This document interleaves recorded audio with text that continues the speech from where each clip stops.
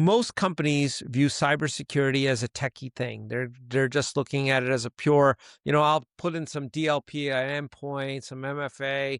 It's like they're walking down a shopping cart at the cybersecurity store and just picking up a little bit. I'm CMMC. I need this control. I'm going to grab that. I'm going to grab a little bit of this, and then they get hacked, and they lose a lot of data. So where did they go wrong? I often see that some of the most basic blocking and tackling gets overlooked.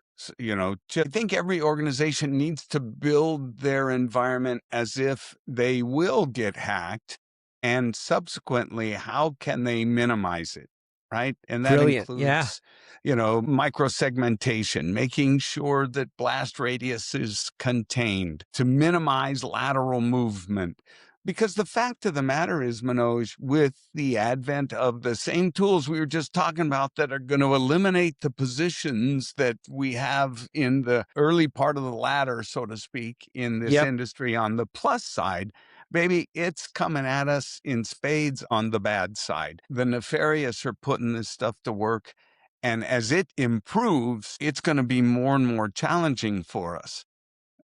And I think that people need to be prepared for the onslaught. And this is usually where we begin with is let's start with protecting the revenue chain and make sure that when something bad happens, because it's not a question of if, it's just a question of time until something goes wrong.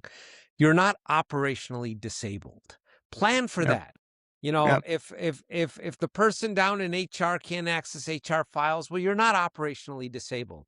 But if you can't ship whatever it is that you make money with, or whatever your product or service is, you can't execute that, well, it doesn't really matter what the HR person is doing because you're not making money. And Yeah. it's game over, as Jaguar Land Rover recently learned the hard way. Mm-hmm. Mm-hmm. Right?